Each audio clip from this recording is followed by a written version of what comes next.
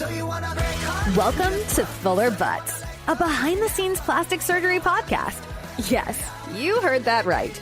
Join your co-hosts, Dr. Sam Fuller and Dr. Dan Butz, board-certified plastic and reconstructive surgeons, on an exclusive full-access pass into the world of plastic surgery.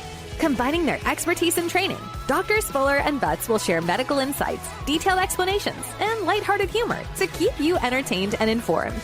We're certain you'll become passionate about the plastic surgery specialty, and between debunking myths, uncovering truths, or just making you laugh out loud at their perspective on this creative and artistic field, we've got something for everyone. From tummy tucks to Botox and mommy makeovers to surgery do-overs, the Fuller Butz Podcast will surely satisfy your podcast fix. All right, now let's dive into this episode. Hey guys, it's Dr. Butz here with the Fuller Butz Behind the Scene podcast of plastic surgery. We're back for season 2. Can you believe it, Sam? Guess who's back? Guess who's back? Guess who's back? I live in Michigan, so I feel like I have to give a shout out to Eminem. Yeah, I was super excited when the admin let us know that we're renewed for a second season. You know, it was a little touch and go. We're almost one of those Netflix miniseries where huge following, you know, people are begging for it. We had to do it, right? We just had to give more.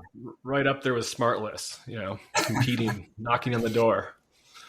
So is that what you've been doing with your free time? Not podcasting, has been checking out Netflix and chill, or what have you been up to over the summer and heading into this fall? Yeah, you know, summer, just busy time. Work stayed relatively busy, a little slow down because everyone wants to be outside in the summer in Wisconsin, but also just taking advantage of that, spending lots of time with the family, lots of trips to boating, weekend, get to hang out with you guys at Mackinac. That was a pretty good trip. Yeah. NAP meeting. We both attended the Michigan Academy of Plastic Surgeons meeting in Mackinac Island in early August, which was a beautiful location. It was both of our first times that our kids were able to meet each other. So we had 6 rascals running around the restaurant and the island, checking out horse and carriages and pool. And we're fortunate to have beautiful weather. And it was really, I think, a great meeting. Was very low key, was able to get some updates on information for us to bring back to our patients. Dan, what was your take home points from the meeting? Yeah, I thought it was a really well-run meeting, some great speakers. Good. It's always good connecting with other plastic surgeons, kind of picking each other's brains about, you know, how you might do things. Obviously, we didn't have time to do a podcast because we were chasing around 6 kids, but it was a really nice meeting, and, you know, great weather, good food, and company. So yeah, I mean, you went on one's in 2 years. Week car trip through the UP and Wisconsin. So to lug all of your equipment for the podcast was probably not doable. Any other updates to your practice, your life that you want our viewers, listeners to be aware of? Yeah, it's been a pretty crazy year in general. We opened up our surgery center, new building, a little over a year ago. So, you know, reflecting back on that, like, it's a ton of work, getting everything running smoothly and the team all in place. And now, you know, a year later, I feel like, you know, everything's kind of clicking just right. We have 2 new surgeons that have been around for close to a year now, and they've been getting busier, and, you know, we're kind of getting close to that autopilot mode where everyone's just, you know, cranking things out. So it's been a lot of work, a lot of time to, you know, get us here, but it's, you know, finally kind of at that place. Otherwise, yeah, practice has been good. Looking at starting to maybe do some research studies, kind of the sponsored study, which would be interesting. I can't really talk too much about those details yet, but an FDA study. And yeah, good little tease there. What about you? Yeah, someday we'll talk about it. Maybe season 3, maybe. So it's been fun, you know, since we decided to do the Fuller Butz podcast, started following a lot more with Quintessa and your group and company in Milwaukee. And it's been really exciting to see the progress, the traditions and, you know, different annual celebrations that you guys have. Seems like you guys are really processing and humming along there.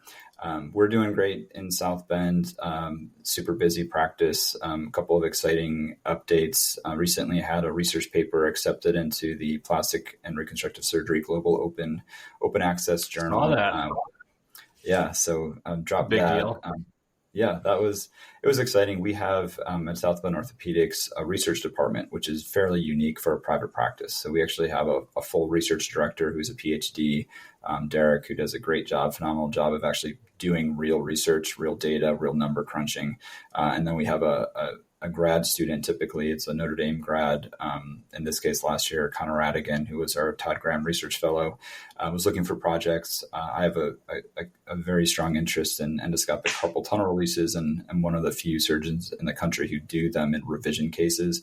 And so just wanted to bring that back up to notice as far as in the research, because it's been since the early 2000s when that's actually been documented as a safe and viable option. Nothing's been said about it since 2007, 2008. And so if that's something that's in your practice and it's been, almost 20 years since somebody's saying that, it's relatively refreshing rather than each month you're seeing the same topic talked about in so many ways. And so this was accepted.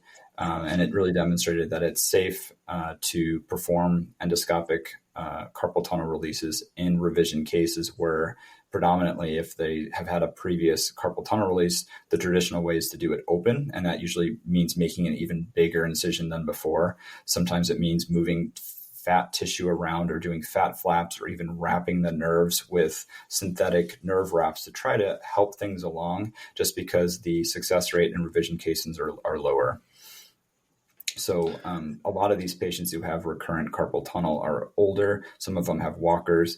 And so to really limit the morbidity with the lack of invasiveness with the incision is very helpful. So you're turning a significant incision across the palm and into the wrist into something that's just a few millimeters wide, 2 stitches, and a fast recovery where they can be bearing weight on it.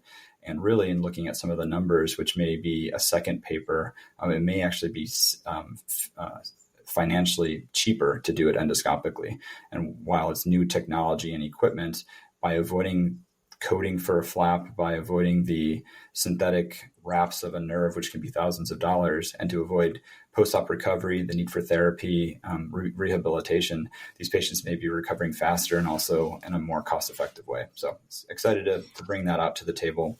As we mentioned in some of the hand podcasts last season, I have a patent for a flexor tendon device. I'm working really in sync with the Notre Dame Idea Center now to push that forward, to bring that to market. So we have some exciting upcoming meetings in the next couple months with some developers, some engineers, some designers to try to push that through. So those are some of my mini career hobbies and passions that pushing along.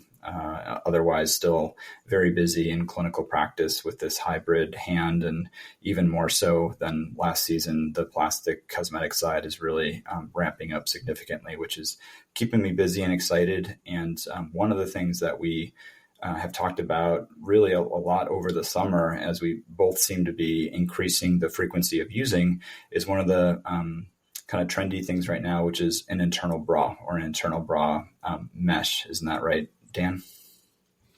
Yeah, I think it's been gaining in popularity. A lot of these high usage surgeons are kind of promoting it, and I started using it a few years ago and kind of slowly increased the numbers that I kept seeing better and better results with it. It's a pretty powerful tool to help really improve the longevity of the results. What do you think kind of are the best patients for using an internal bra?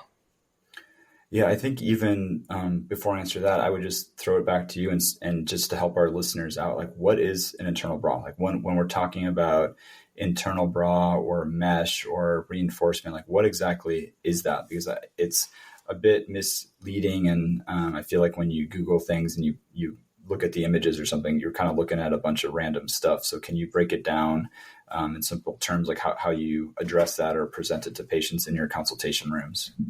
Yeah, good point. For a long time, people referred to as internal bras during revision augmentations, where you're just kind of taking the old capsule and kind of tightening it up to create a bra, or kind of folding on itself, which is really just what we call a capsulorrhaphy. It wasn't really anything that special. When we're talking about an internal bra mesh, it's a mesh, synthetic mesh material. There are some cadaver-based ones as well that are very expensive and aren't routinely used. But this mesh kind of goes in under, there's different techniques to go to support the implant. The key things are that it fully goes away. So you're not left with kind of any permanent mesh in your body that could, in theory, have problems, but it creates longer and more strength to that capsule. Does that sum it up, you think? I missed anything?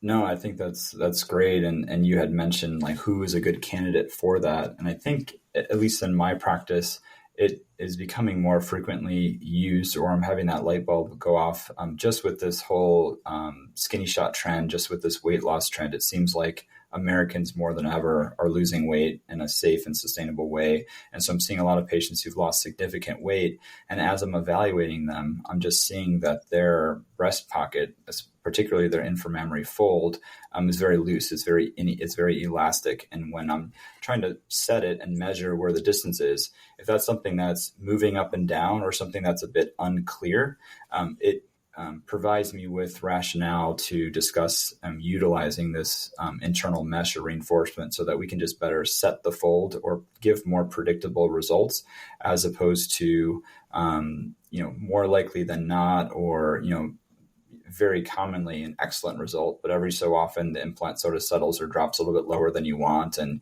hemming and hawing, even though it looks good, it's, aesthetically pleasing, is it as perfect as we can make it? And so it's really just trying to minimize some doubt intraoperatively. And if we can really just provide more accurate and precise positioning of the implant, of the pocket, that's where the internal mesh comes into. So for me, if you're grilling me and saying, hey, who's a candidate, I would say that, ultimately great candidates include patients who've lost weight or who have a poorly defined inframammary fold. That's more of a clinical judgment. But ultimately, there are patients who I would say that there's no one who isn't a candidate for an internal mesh or a surgical internal bra. And that's just because of what we talked about. If we can put the odds in our favor, make it more precise, and really give a predictable result for not an overly expensive item, I think that most patients are opting for that. And especially as the meshes have improved, I would say over time, have become more integrated with the human body, have really enhanced, rather than being something that was used, say, for a bladder reinforcement or for a hernia, and then you're throwing it up in the breast. These are truly being designed and utilized and made for the breast by breast companies. Any thoughts on that? Yeah, I think you mentioned a lot of the key things. These meshes rapidly kind of incorporate and dissolve and slowly break down between 6 months and up to a year and a half. So it's kind of giving this long-term support while that capsule is initially forming. Yeah, I don't think anyone's really truly not a candidate, but I think the key ones are patients who lost a lot of weight, kind of stretchier skin. Some patients have really short, like nipple to fold distances, and we need to lower that and kind of recreate what called tuberous or constricted breast situations. We're almost creating a whole new crease. So I think it really is important for that. Implants add weight and volume. So that weight gravity is going to pull on it, stretch things. So the bigger the implants, the bigger the benefit of adding extra support. And then in particular, if you're going in the subfascial plane, where now you really are relying solely on skin and breast tissue in the lower pole, very common issue is that lower pole stretching, bottoming out of that skin over time to really, and reinforce that, I think is really important to provide a long-term result. And I think you mentioned, pricing. I'm not sure how you do it, but I charge a little bit more for the mesh, but nothing extra for the surgery itself. So like thinking about that technique, does it add a lot of time to your surgery, or how do you do it? That, when patients talk about like what to expect, is it different afterwards than just an augmentation? Yeah, I'm exactly in your line of thinking, where I'm not paying for extra surgical time or charging for extra surgical time. I pay for the cost of delivery of the mesh to me to utilize. And what's nice about it, as I described to patients, it's essentially like suture. So we're using suture anyways. This is just a woven suture that gives predictable reinforcement at times when we know that there's stretch, when the body is replacing collagen and may become more loose or lax. And so we like to use that. To me, technically, it takes about the same amount of time as if I was reinforcing the inframammary fold with suture. We both have you sort of taught me, or I stole your inframammary fold suture technique as far as using a barb suture to try and reinforce that, which I think is a very strong and credible and reliable way to do that. There's lots of different ways to put the mesh in.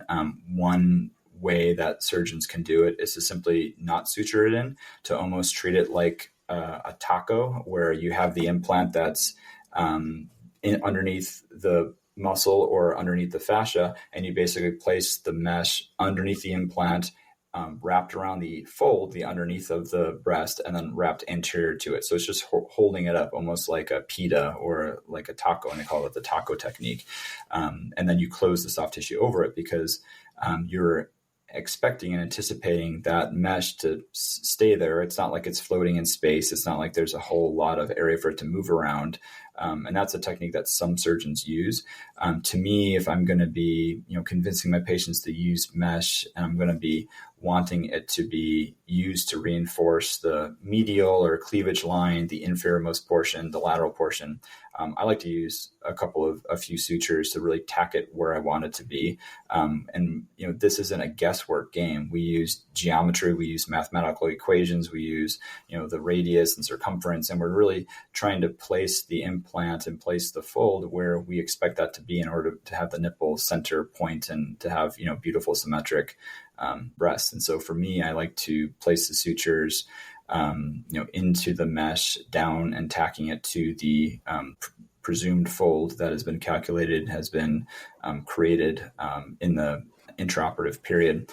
And then, still using the no-touch Keller funnel technique, still irrigating it, still washing it with antibiotics, with betadine, placing it in, and then making sure and ensuring that mesh, while it's tacked down to the chest wall, is still wrapped and encasing that implant to provide that support over the 6 months to a year and a half to even up to 3 years before it's totally gone in certain mesh cases.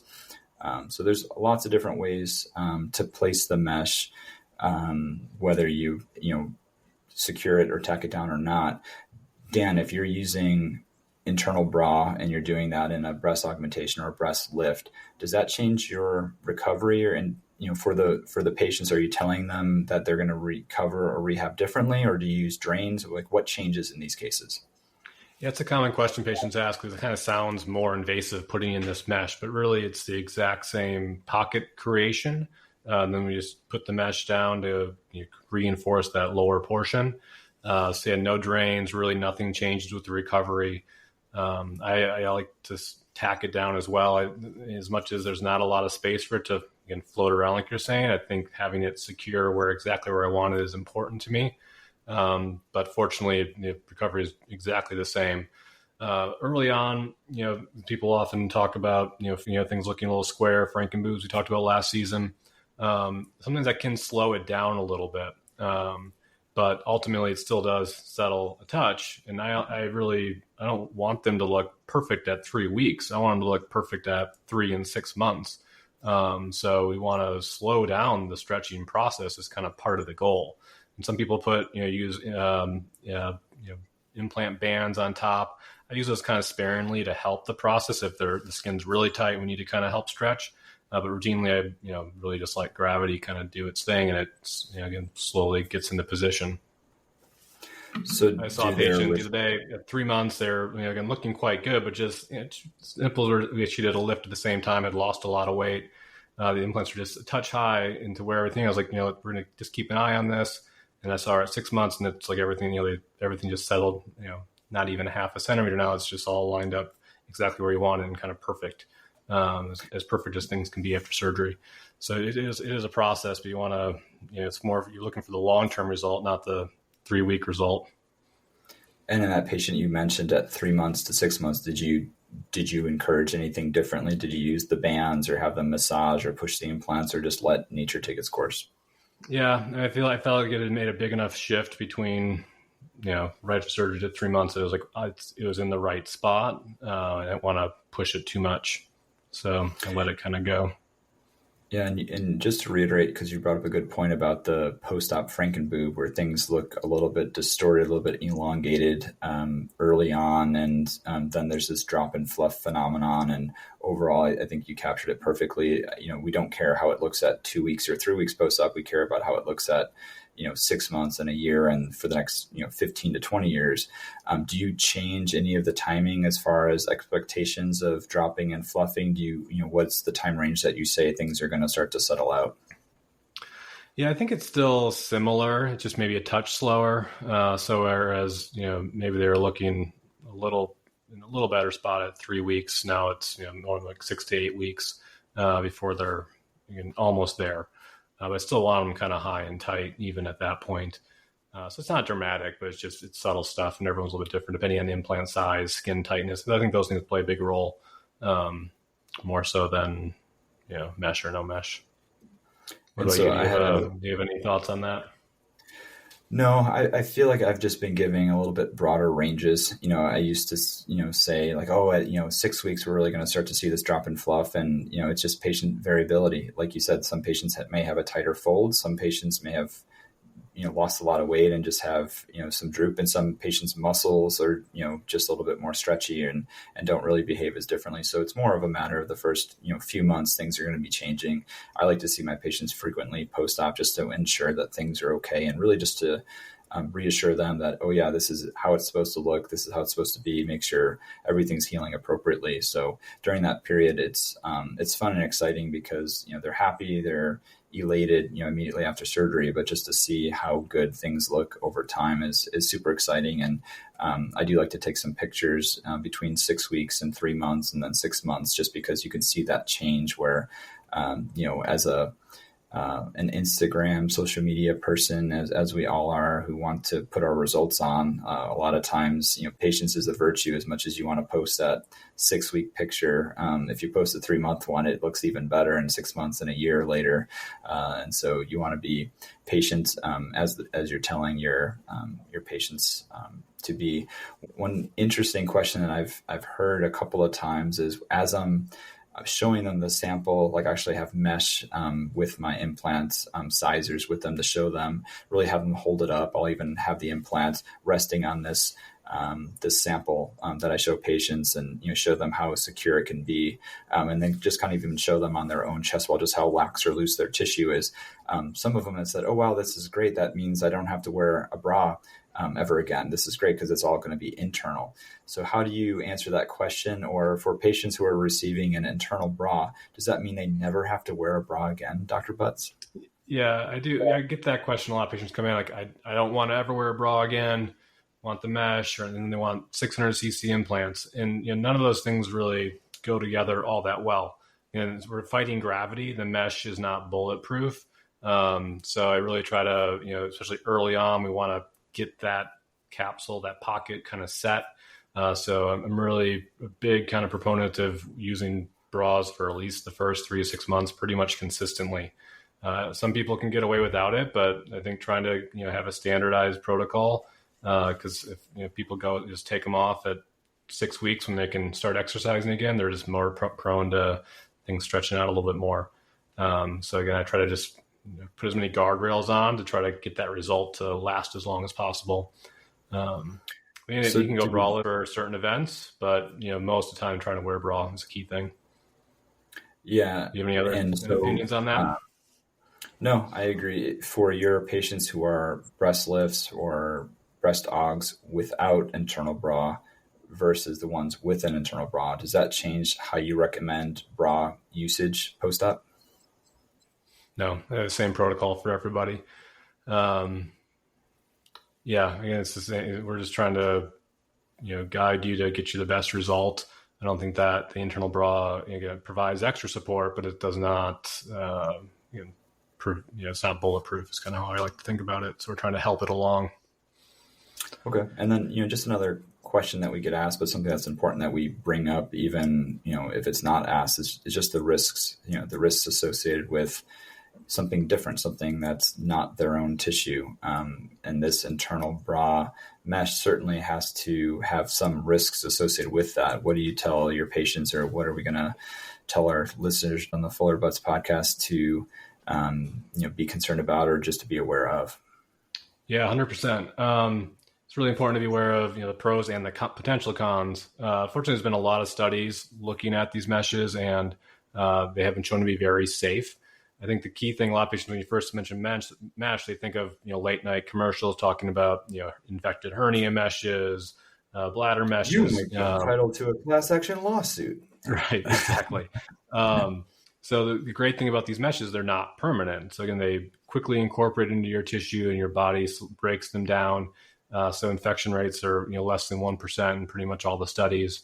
There's some data showing that they might help resist against capsular contraction. So that hasn't been totally fleshed out yet, but there's newer studies looking into that. The biggest thing I think that patients be aware of is there might be some palpability of the mesh in those first year and a half. Depending on the mesh, how thick it is, how strong it is, you might be able to kind of feel some the ridges essentially of it, in that wherever it's placed. And this is the same sometimes with their sutures, but it does go away. This again, it just takes time. So as long as they're prepared for it, normally I haven't had anyone complain about it. And the softer ones I've been using more of lately have much less of that. Yeah, I agree. I think you've summarized that well. To me, I don't consider this to be a permanent device or an implant. It's dissolvable, and it's nice that it's similar to suture. So I'm essentially, telling patients I'm using the same type of suture to secure it down to your chest wall as the meshes itself. And so just as we would expect the sutures that we're using to dissolve and go away, sometimes they can be palpable. The same is true with the mesh. I'm very risk adverse, as we all are, particularly with breast augmentations. And so I'm still pretty meticulous with using copious antibiotic irrigation with the dilute betadine with minimal, touch technique.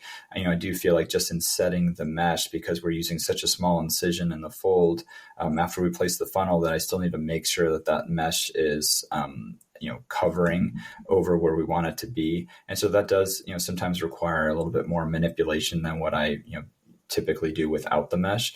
A lot of times I'll use, the back of one of our surgical instruments that's been dipped in the betadine, and just use that to, smoothen over that, almost like you're placing, cream cheese on a bagel with just a very dull butter knife, where you're just basically coaxing it so that it's less lumpy, and then it's exactly where you want it to be. To me, I don't think that increases the risks, but it's just, as far as the technical details of the procedure, it's a little bit more insurement at the end of that placement period, but still something that is well worth the benefits. Certainly exceed any sort of minor additional securement or reassurances that the mesh is in the right spot. Yeah, it's definitely important to get it smoothed out. So you have to do something after the implant goes in. They do the same thing. Everything's dipped in betadine. Normally it's an Army Navy and a back of a forceps to kind of help smooth and make sure it's right where I want it. Then tying it down with my parachute sutures so no needles get close to the implant. It's pretty much, again, just as fast and just as smooth as any other. The studies that you referenced as far as potentially being used in breast reconstruction and patients after breast cancer, I think is particularly exciting or enlightening, in that those are higher risk cases with more problems. And if we are transitioning away from what we typically use, which is acellular dermal matrix or cadaver dermis, which is very expensive, can have risk associated with not so much rejection, but just fluid buildup for the body not incorporating it as well as you would like, to see really, potentially some really good results where the mesh is used, which is more breathable, which is more cost effective, easier to handle, and to not have exceedingly higher risk associated with that. Or maybe some literature that actually supports that placing this mesh in really helps to prevent your body from overcompensating by forming a more firm capsular or capsular contracture. Can actually be, even more benefits than what we're telling our patients. I'm not necessarily guaranteeing that because I think it still needs to be borne out in the literature, but potentially a lot of excitement and enthusiasm for these internal bras as we're recommending them or discussing them more thoroughly with our patients, as time has gone on. Yeah, I think it's an exciting new modality, a more modern kind of breast augmentation. And again, with breast lifts and reductions as well, I often incorporate them to try to help really minimize gravity, again, pulling.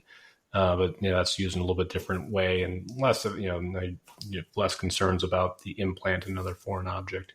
But yeah, I think they're a great tool. And I used to kind of just mention it to certain patients. Now I feel like I just have to tell everybody because some people are like, oh, I definitely need that.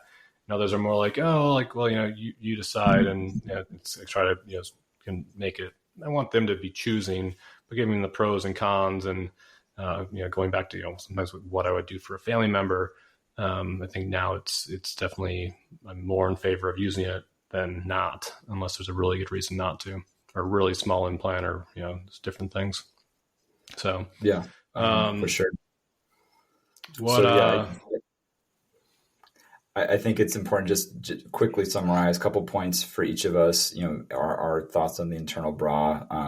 For me, it is not prohibitively expensive. I think that the cost of this synthetic, reabsorbable, dissolvable mesh that's used to reinforce the breast fold to really keep that pocket where we want it to be, to give more predictable results, with very low risk, as it's essentially just suture material, has many advantages. It's a very trendy thing, and we thought we would start off season 2 by discussing it in more detail, just because you hear about internal bra, you have a friend who got an internal bra, and it just sort of gets lost in the communication. So we just wanted to hammer down some finer points with that. What are your couple take home points for our listeners in regards to the internal bra?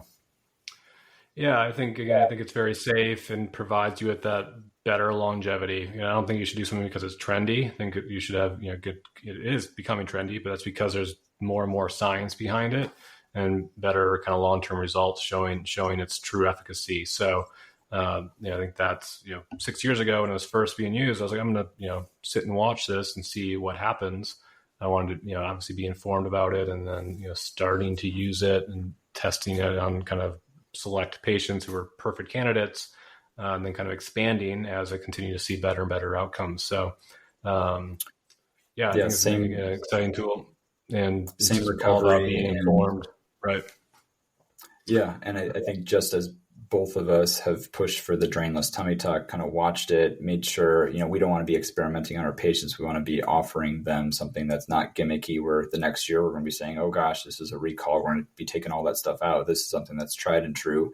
It's not novel by any stretch. It's been around, and now we just have the evidence to really push it, the success and the predictability and the benefits of it to our patients. Right. So I think, season 2 kickoff here. We got an exciting season ahead of us. I think we're going to try to bring in more guests. We really appreciate if, patients or listeners have questions, they can hit us up. We're happy to kind of address those. We could maybe do a live Instagram sometime and hit up, live questions. So we're trying to expand this, kind of see where it goes, but working on, going into fields that are areas that we don't really do a lot of, facial, more breast reconstruction, which we did a lot of historically, but bringing in some really experts in the field in these different areas that can give us more info. Yeah, biohacking, nutrition, spa, fillers, med spa content. So lots of great content, exciting new topics. We'll hit up some hot topics. Maybe we'll dive into salmon sperm and other trendy things that are going on and get the real truths to them. We're excited to push even further with the guests and some surprise guests. So yeah, lots in store for season 2. We're excited to be back and appreciate you listening. Always great to see you, Dan, and have a good rest of the week for you. Yeah, we'll talk soon. Later. All right. See ya.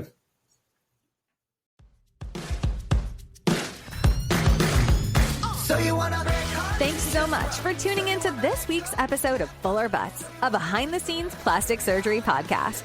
Doctors Fuller and Butz are so appreciative of your time and attention. We invite you to subscribe, share, and continue to enjoy our plastic surgery perspective. Feel free to reach out on Instagram at either @SFullerSurgeryMD or @DanielButtsMD. That's Butts with a Z for comments, suggestions, and support. Remember, be artsy, stay scientific, and make life fun. We hope you'll join us again on the next episode of Fuller Butz.